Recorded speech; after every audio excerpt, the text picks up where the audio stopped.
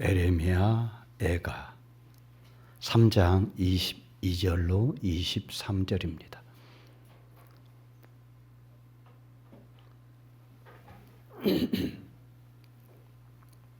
자, 두 절인데 우리 한 목소리로 합독하겠습니다.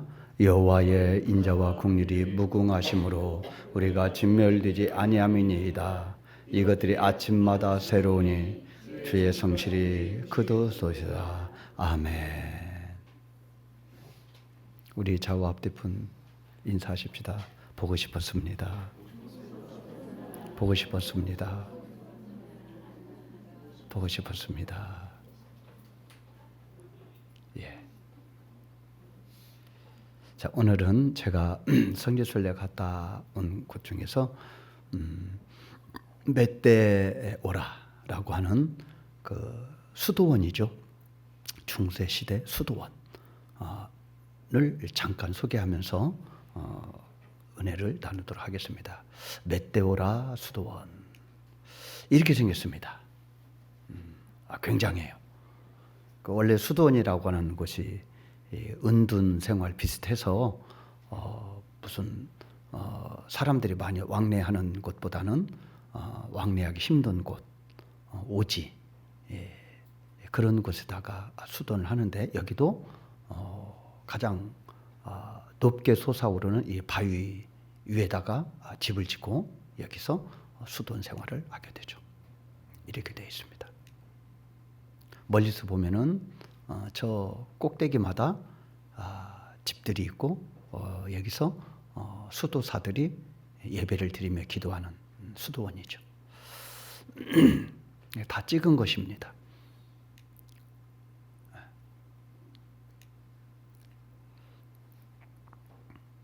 이 보이는 식당에서 찍은 거예요. 보이는 관광지이기 때문에 식당에서 바라보면 저 정면이 바로 나오고 그 수도원 밑에는 일반 가옥들이 있는 것을 보게 됩니다.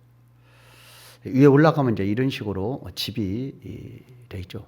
뭐 공간이 굉장히 넓은 곳은 아니지만 그래도 있을 곳은 대부분 있는 아주 전경도 좋고 지금은 이제 저는 건물들이 번뜩번뜩 서서 굉장히 괜찮아 보였습니다.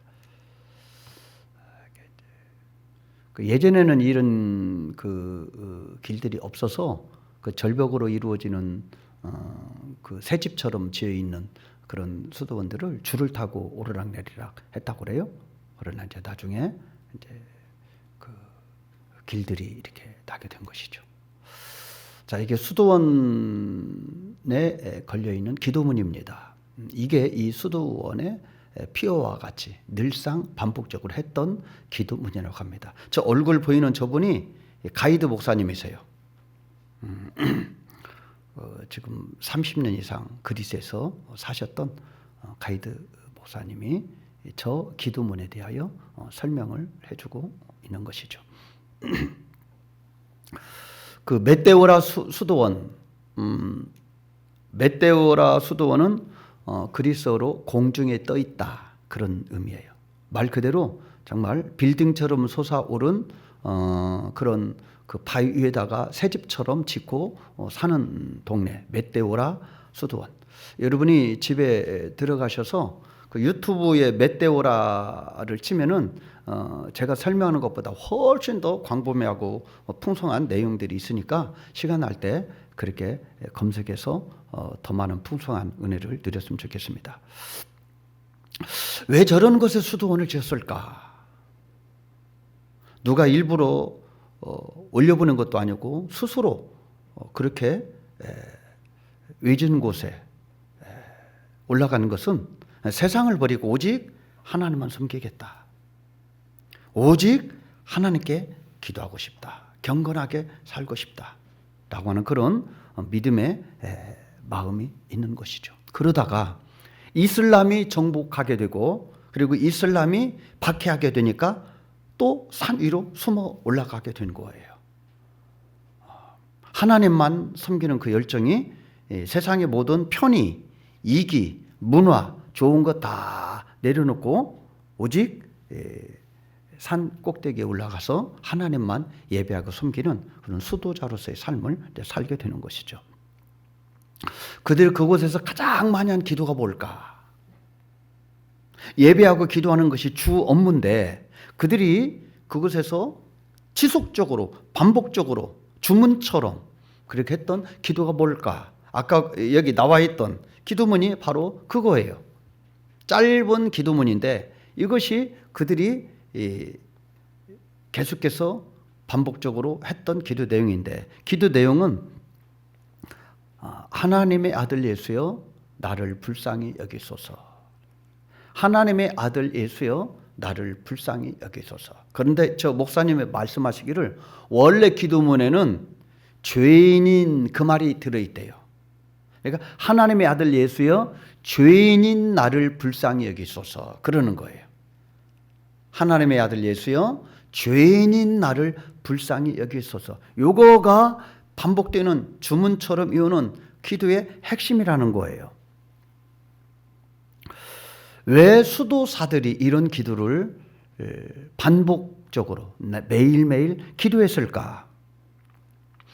박해를 피해서 숨어 들어온 목숨을 부지하고자 숨어 들어온 수도사들이었지만 자기 목숨보다 자기 죄를 보게 된 거예요.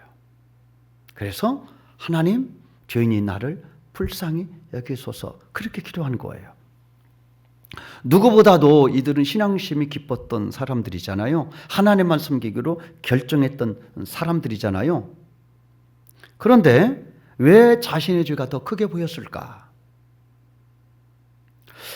누구보다도 경건하게 살고자 믿음으로 살고자 몸부림쳤던 사람들이 거기에 모인 것인데 왜 다른 기도보다 하나님의 아들 예수여 죄인인 나를 불쌍히 여기소서 그렇게 매일매일 반복적으로 기도했을까? 바울도요 나는 죄인 중에 괴수다 그렇게 기도했죠. 디모데전서에 그렇게 디모데전서는요 바울이 기록한 성경 중에서 가장 나중에 기록한 성경이에요. 그러니까 바울이 신앙생활의 말년에 그렇게 기도한 거예요. 나는 죄인 중에 괴수다. 이 수도원에서 했던 기도와 이 맥락이 통하는 기도잖아요. 왜 그렇게 기도했을까? 하나님 앞에 우리가 겸비한 모습을 가질 때 이렇게 기도할 수 있어요. 하나님이 죄인들에게 사유의 은혜와 긍휼을 베풀어 주신다고 하는 것을 믿기 때문에 이렇게 기도하는 거예요.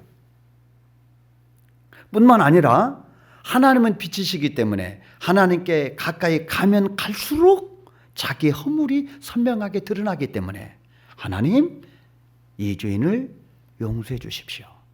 이 죄인에게 긍휼을 베풀어 주옵소서 그렇게 기도하는 것입니다. 하나님이 왜 우리를 구원하셨을까? 왜 우리를 구원하셨을까? 한마디로 말하면 하나님의 긍휼하심 때문입니다. 하나님은 긍휼이 크시기 때문에 우리를 구원해 주신 거예요. 우리에게는 선한 것 없습니다. 의로운 것 없습니다. 공로도 없습니다. 하나님이 계산해서 우리를 대하기 시작하면 한 사람도 살아남을 사람이 없습니다. 모든 사람이 죄인이라고 성경은 말하고 있습니다. 그럼에도 불구하고 하나님의 긍휼이 임했기 때문에 진멸되지 않고 구원받게 된 줄로 믿습니다. 오늘 본문의 말씀이 그걸 말합니다. 하나님의 인자와 긍휼이 무궁하심으로 우리가 진멸되지 아니함이니이다. 이 하나님이 주시는 인자와 긍휼, 하나님의 인자와 긍휼이 무궁하심으로 우리가 진멸되지 아니하냐이다. 이것들이 아침마다 새로우니 주의 성실하심이 크도소이다. 그 하나님의 인자와 긍휼이 우리를 다시 살게 한 줄로 믿습니다. 예수님이 한 번은 여리고를 지나가시게 됐습니다. 예수님이 시끌벅적하게 사람들과 지나가는 이야기를 이 맹인 바디메오가 듣고 튀어나와 소리를 고래고래 지릅니다. 뭐라고 소리를 칩니까? 다윗의 자손 예수여 나를 불쌍히 여기소서. 다윗의 자손 예수여 나를 불쌍히 여기소서. 예수님이 시돈 지방을 가셨을 때 한 여인이 기구한 인생을 살고 있었는데 자기 딸이 흉악한 귀신이 들린 것입니다. 예수님의 소문을 들은 이 여인이 예수님 앞에 달려 나와서 외칩니다. 뭐라고 외칩니까? 다윗의 자손 예수여 나를 불쌍히 여기소서. 내 딸이 흉악한 귀신에 들렸습니다. 한결같이 많은 죄인들이, 많은 병자들이 주님 앞에 나와서 외쳤던 것이 다윗의 자손이여 우리를 불쌍히 여기소서. 우리는요 부족하죠. 결핍이 있습니다. 부족함이 있습니다. 때로는 교만하고요, 무지하고요, 죄까지도 물을 마시듯이 죄를 짓습니다. 실수투성이입니다. 그 존재가 바로 나라고 하는 것을 안다면 우리가 구할 것은 긍휼이라고 하는 것입니다. 하나님 나에게 긍휼을 베풀어 주소서. 저는 개인적으로 긍휼이라고 하는 단어를 하나 가지고 오랫동안 종종 기도하곤 합니다. 이것도 필요합니다. 이것도 필요합니다. 이것도 해주세요. 저것도 해주세요. 그것도 기도하죠. 그렇게 기도하는데 하나님 앞에 부족한 게 너무 많아서 하나님 나를 불쌍히 여겨주소서. 하나님 나에게 긍휼을 베풀어 주소서. 긍휼이라고 하는 단어 하나만 가지고도 얼마든지 기도할 수 있어요.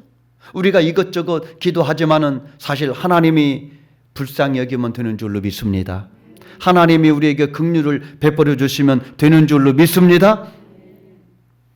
누가복음 18장에 보면은요, 이 바리새인과 세리가 성전에 올라가 기도하는 내용이 나옵니다. 바리새인이 이렇게 기도합니다. 하나님, 나는 도색 불이 간음하는 자들과 같지 않고 저 세리와도 같지 않음을 감사합니다. 예, 사실입니다. 네, 바리새인들은 그렇게 살았거든요. 그리고 나는 일회에 이틀씩 기도하고 소득의 11조를 하나님 앞에 드립니다. 당당하게 그렇게 기도합니다.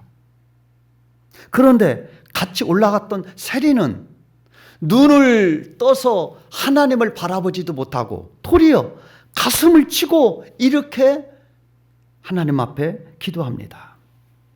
하나님, 나를 불쌍히 여기소서. 나는 죄인입니다. 예수님이 바리새인과 세리의 기도를 소개하시면서 제자들에게 말합니다. 이 세리가 기도 응답을 받고 내려갔도다.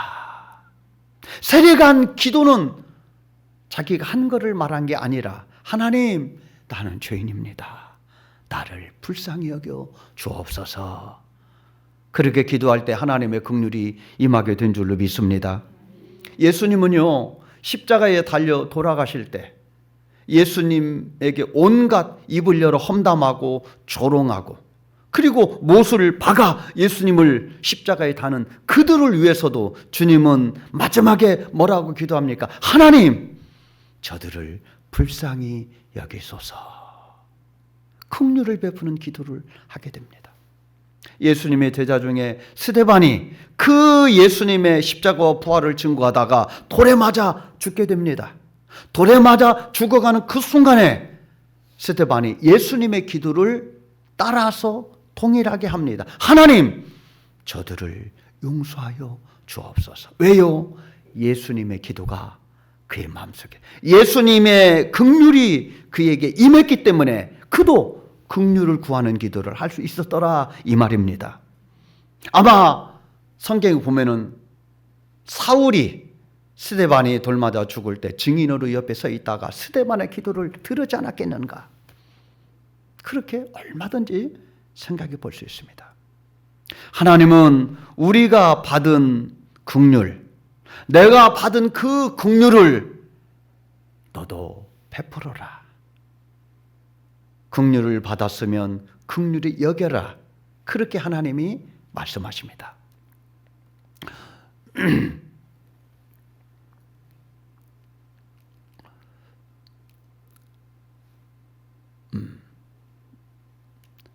예, 마태복음 5장 7절 한번 읽어보겠습니다. 시작. 긍휼히 여기는 자는 복이 있나니 그들이 긍휼히 여김을 받을 것이며. 예, 긍휼히 여기는 자가 복을 받는데 어떤 복을 받냐? 너도 긍휼히 여김을 받는다는 거예요. 또 야고보서 2장 13절 시작. 긍휼을 행하지 아니하는 자에게는 긍휼 없는 심판이 있으리라. 긍휼은 심판을 이기고 자랑한, 이거 엄청 무서운 말입니다. 정말 무서운 말이에요. 너가 긍휼을 베풀지 않으면 너 긍휼 없는 심판을 받는다. 우리가 하나님 앞에 갔을 때에 하나님이 우리에게 그 긍휼을 베풀지 않으면 어떻게 우리가 하나님 앞에 서 있을 수 있겠습니까? 너가 긍휼을 베푼다면 그 긍휼이 심판을 이긴다는 거예요. 우리는 이미 하나님 앞에 엄청난 긍휼의 은혜를 받은 줄로 믿습니다. 그 긍휼을 베풀 때 그 긍휼은 나를 살리고 남을 살리는 역사가 일어나더라 이 말입니다. 저도 부부 생활 하잖아요. 저도 아내가 있고 자식들이 있어요. 근데 제 결혼 생활하면서 살다 보면은 별일이 다 있는데 아내가 불쌍히 보일 때, 아내가 불쌍하게 보일 때 그때 아내를 사랑하고 싶은 마음이 들더라고요. 나에게 시집을 와서 고생을 하는구나. 나 말고 다른 사람, 더 좋은 사람 만났으면 더 행복하게 살았을 텐데 참 고생하며 사는구나. 그런 불쌍히 여기는 긍휼의 마음이 생기면은요 사랑하고 싶은 마음이 들어요.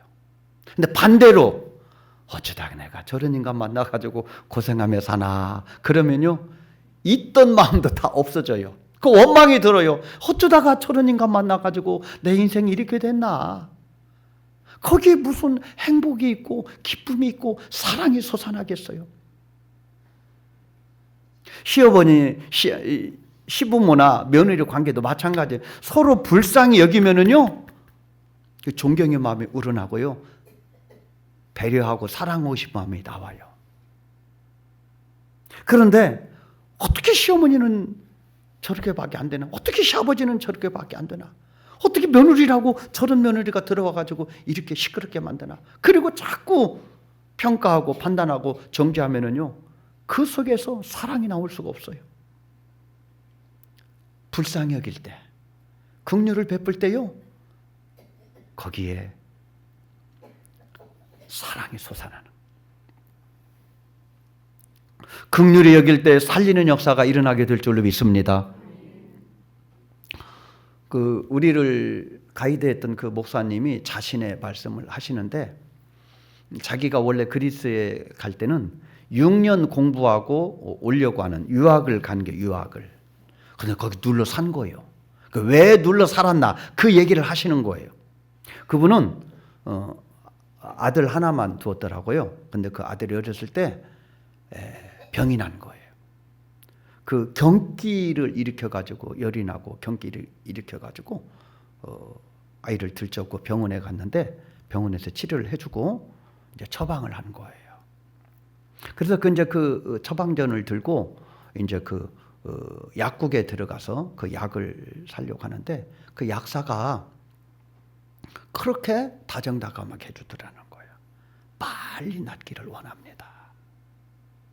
그러면서 자기에게 필요한 약이 없어가지고 잠깐 기다리라고 내가 약을 구해오겠다고. 그러니까 그 나라 시스템이 그런 것 같아요. 약사만 가야 주는 그런 시스템인가 봐요. 그러니까 도매시장 이런데 가면 약을 가져와야 되는데 약사가 아니면 가져올 수 없어서 이 약사가 약국에서 기다리라고 해서 자전거 타고 30분을 가가지고 약을 구해왔다는 거예요. 그리고 기도해주고 격려해주고 빨리 낫기를 원한다. 그 사람들이 볼 때 우리는 동양인이잖아요. 동양인들을 얼마나 존경스럽게 보겠습니까? 그런데 그렇게 따뜻하게 사랑으로 기도해주고 격려해주는 거기에 감동을 받아가지고 내가 이 나라에서 살아야 되겠다. 그래서 산 거예요.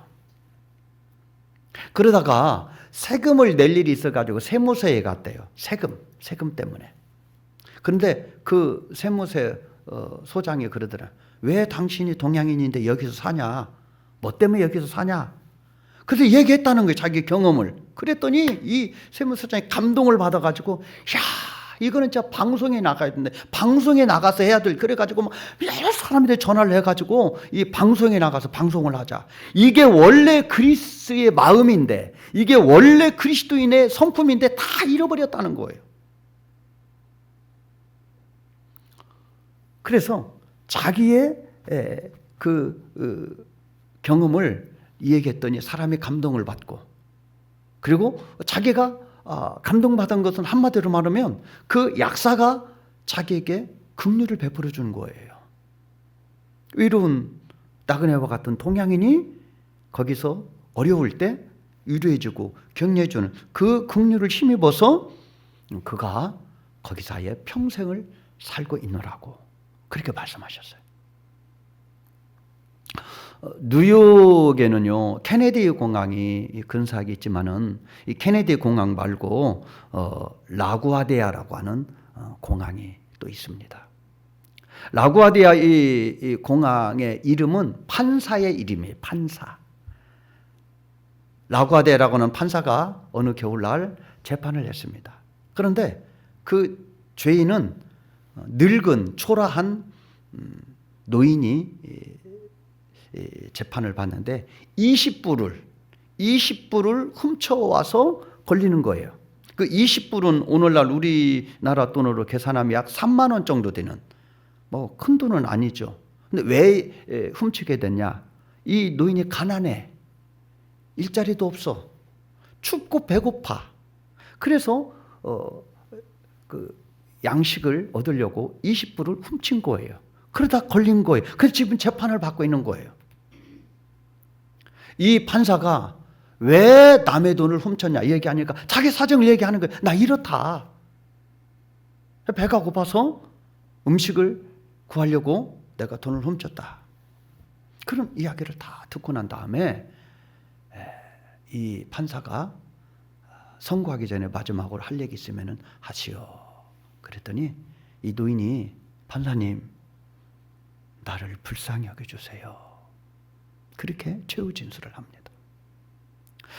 이 판사가 어떻게 판결을 하는 거니? 당신이 20불을 훔친 거에 대해서는 심판을 해야 된다. 벌을 받아야 된다. 내 수중에 10불이 있으니 내가 10불을 변상해 주겠다. 그리고 방청객들에게 이렇게 말합니다. 이 노인이 직업도 없고 춥고 배고프고 이렇게 살 때 아무도 도와주지 않았기 때문에 이분이 이렇게 된 거에 대한 책임이 여러분에게도 있다. 그러니 여러분이 마음에 있는 대로 기부를 하시오. 그래가지고 기부를 받아가지고요 변상을 해줬어. 이 이야기가 뉴욕 시민의 마음을 감동시킨 거예요. 그래서요 이분이 뉴욕 지사를 3번이나 3년임이나 했던 그분의 이름을 기념해서 공항 이름을 지은 거예요. 이 판사가 판결을 잘했죠. 잘했는데 이 판사의 핵심은요 긍휼을 베풀었다는 거예요. 죄인이지요. 도둑질을 했으면 벌을 받아야죠. 그런데 벌을 주면서도 살리는 긍휼을 베푸는 판결을 해서 사람들의 감동을 받게 되는 거예요.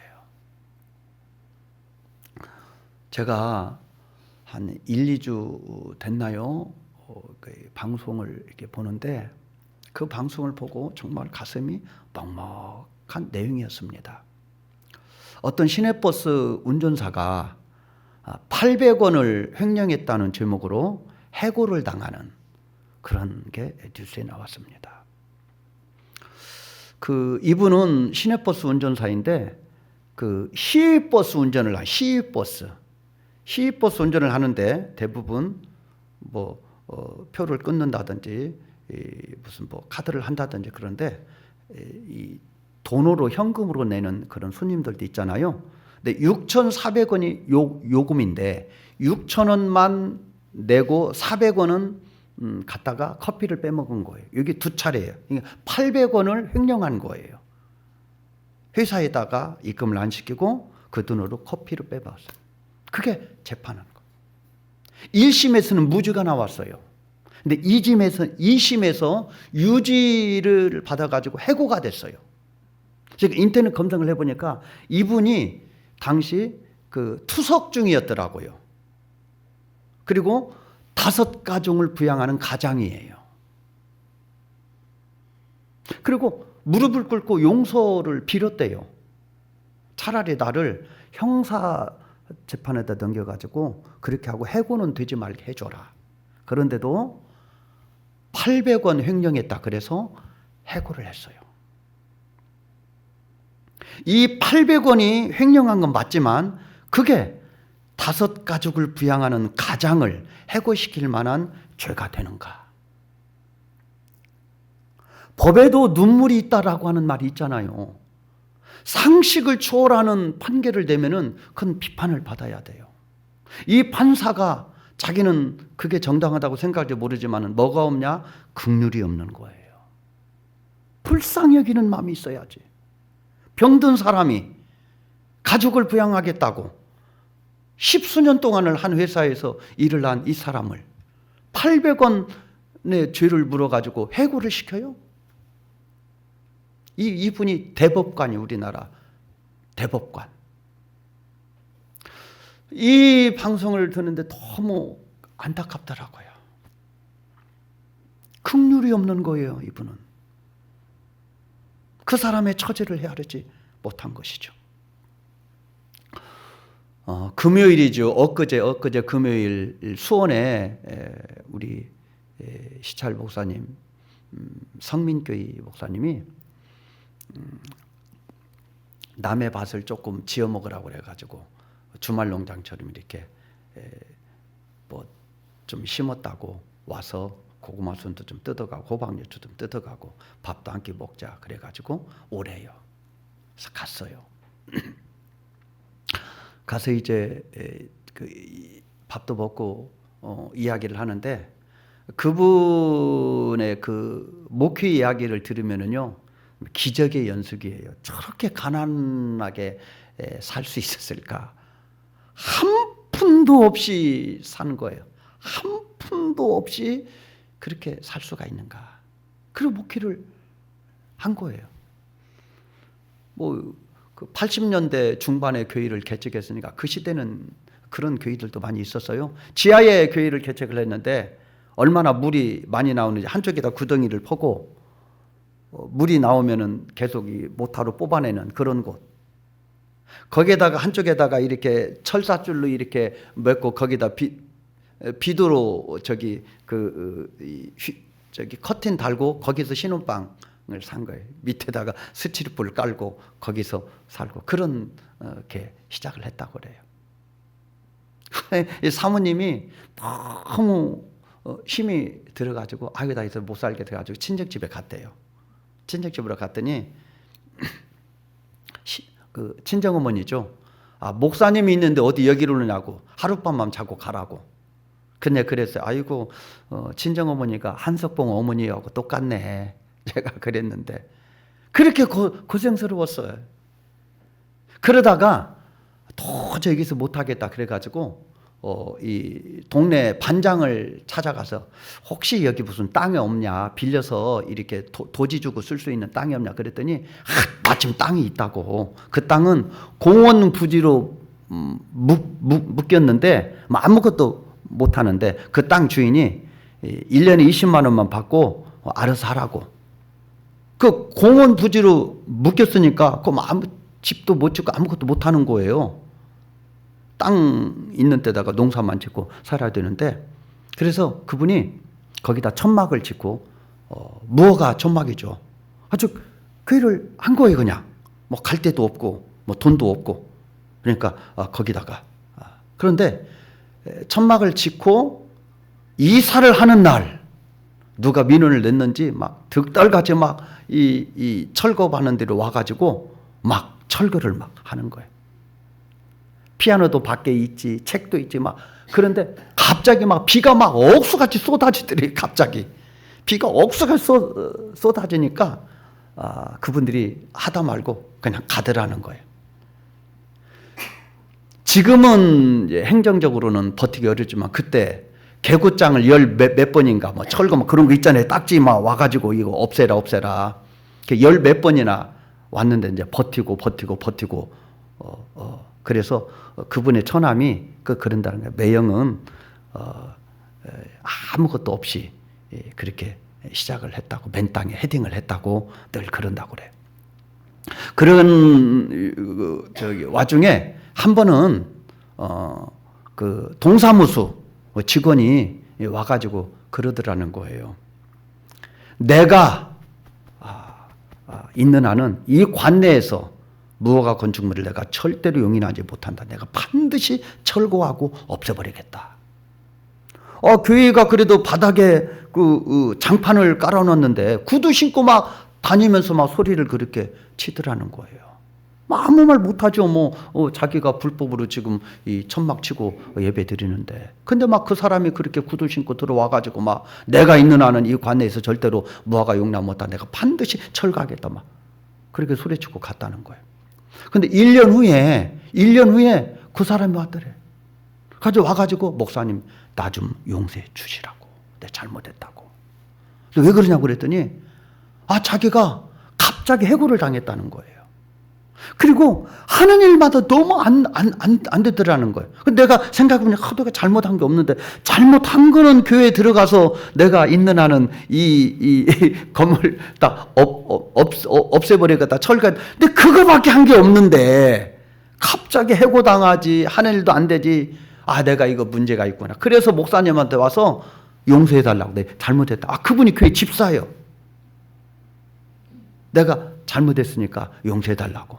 그러면서 자기 교회에 건축하는 분이 있으니까 내가 소개해 줄 테니까 이분 도움받아서 건축해라. 그래서 지금 그 교회, 우리 교회보다 조금 크거든요. 그래서 지금 그 건축해가지고 그 목회를 해요.